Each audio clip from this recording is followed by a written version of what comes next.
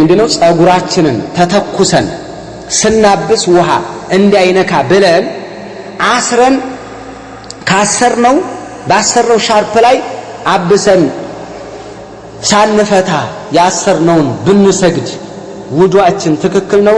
ትክክል ነው። ማበስ በራስ ላይ ማበስ አለ። የተወሰነ የራስ ጸጉር ነካ አድርጎ ሙሉ በሻርፕ ላይ ማበስ አለ።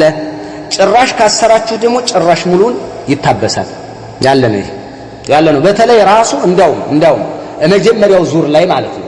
መጀመሪያው ዙር ላይ ውዱሽን አድርገሽ ራስሽን ሙሉን አበስ ካደረግሽ በኋላ መልሰሽ እስር ካደረግሽው አሳመረሽ ካሰርሽ በኋላ አንድ ቀን ከነለሊቱ ውዱ ባደረግሽ ቁጥር በሻርፕሽ ላይ ታብሻለሽ። ጸጉርሽን አከፍቺው ይቻላል። ይሄ ልክ ከመሳይል ኾፍ እንደ ጫማ በካልስ ላይ አብሰሽ የምታቂ ከሆነ አንድ ቀን ከነለሊቱ ውዱ ከፈታሽበት ጀምሮ አንድ ቀን ከነለሊቱ ይፈቀድልሻል። 24 ሰዓት ይፈቀዳል ማበስ ማለት ነው። ውዱ በወጣሽ ቁጥር ራስሽን አትገልጭ። በዛ ላይ ነው።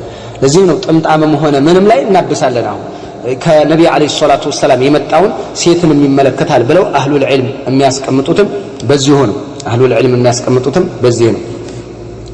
ረሱል አለይሂ ሰላቱ ወሰለም فيما رواه إمام مسلم من حديث بلال أن رسول الله صلى الله عليه وسلم مسح أو إن رسول الله صلى الله عليه وسلم مسح على الخفين والخمار. النبي عليه الصلاة والسلام بجأموتشاتشونا والخمار يعني العمامة بتأمتشو لا أبسو يلال يهم ياسيزن من دينه. وما ثبت في حق الرجال يثبت في حق النساء إلا ما استثناه الدليل من له دليل باستثناء بإكسبشنال ያወጣው ሲቀር ለወንድ የተረጋገጠ ሁሉ ይረጋገጣል።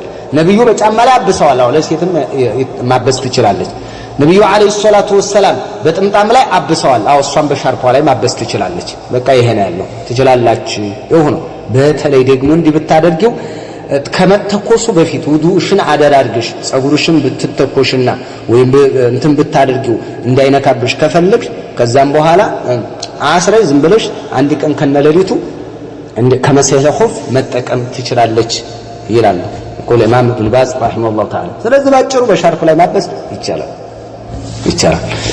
ወላሁ አዕለም።